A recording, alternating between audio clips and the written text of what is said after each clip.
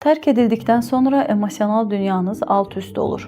Bu, hər bir insanın yaşadığı ağır təcrübələrdən biridir. Hər bir insan sözünü vurğulamaq istəyirəm, çünki həqiqətən də hər bir kəs həyatında ən az bir dəfə ya tərk edilib, ya da seçdiyi bir tərəfindən seçilməyib. Bunun əksini deyən varsa, o ya doğru demir, ya da başından keçən bu təcrübəni həqiqətən də artıq unudub. Əgər hal-hazırda belə bir etapdan keçirsinizsə, ümid edirəm ki, siz də bu acı xatirənizi bir gün tamamilə unudub xatırlamayacaqsınız. Amma hal-hazırda ən vacibi səhv bir addım atmamaqdır. Xüsusilə də gənclərə və yeniyetmələrə üzümü tuturam. Əgər tərk edilmisinizsə, öncə özünüzə hisslərinizi yaşamağa icazə verin. Ağlamaqdan və ya qəzəbdən qaçınmayın. Kədər, incimək və ya çaşqınlıq, qəzəb, bunlar təbii duyğulardır. Bu hissləri içinizdə boğmaq yerinə onların yaşanmasına icazə verin. Digər bir nüans, no contact qaydasını tətbiq edin. Yəni sıfır təmas. Vəziyyətinizi qəbul edin.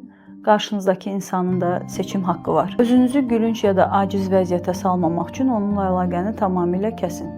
Onu sosial şəbəkələrdən izləməyi dayandırın.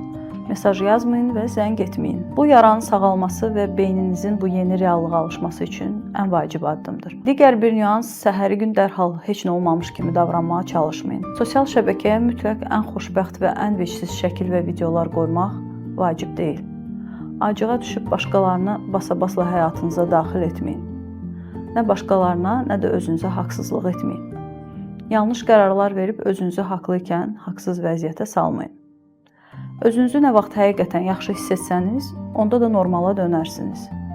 Qarşı tərəfə yox, məhz özünüzə fokuslanın. Mən harada səhv etdim sualı ilə özünüzü günahlandırmayın. Belə bir məsəl var ki, qurd quzunu yeməyə qərar veribsə, bəhanəsini də tapar. Çalışın xatirələrdən uzaq durun. Sizi keçmişə aparan mesajları, fotoları və ya əşyaları göz önündən yığışdırın. Hər hansı bir musiqi 18 saniyə içində sizin əhvalınızı dəyişə bilər. Ona görə də dinlədiyiniz musiqiləri doğru seçin. Gündəlik rejimi nə olur olsun qoruyun. Yuxu, qidalanma, duş qəbul etmək, gəzinti, idman, hava qəbul etmək, öz baxımınıza diqqət edin.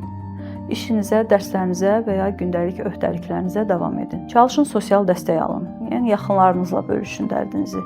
Sizi anlayan, mühakimə etməyən dostlarınız ya da ailə üzvlərinizlə vaxt keçirin. Bu müddətdə çox yalnız qalmaq sizə daha da pis təsir edə bilər. Bu prosesi özünüz üçün bir inkişaf mərhələsi kimi görün, bir fürsət olaraq. Yeni hobbilər və ya maraqlar tapın.